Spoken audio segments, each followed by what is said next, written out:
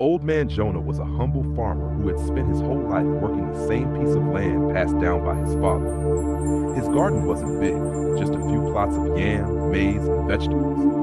Every season he prayed for a better yield, but for years, the land had given him only enough to feed himself and sell a little at the village market. This year, though, things were different. The rains came late, the sun was harsh, and most of his neighbors had lost hope. But Jonah refused to give up.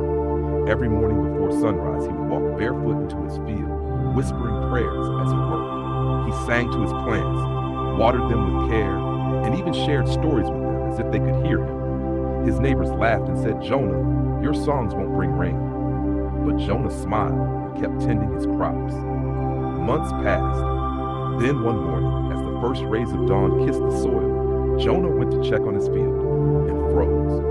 What stood before him looked like a miracle. The yam mounds were bursting with fat tubers.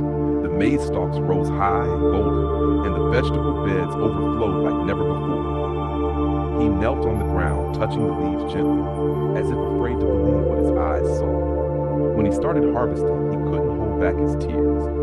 His hands shook as he pulled one yam after another, each larger than the last. The old farmer cried openly, not out of sadness, but gratitude.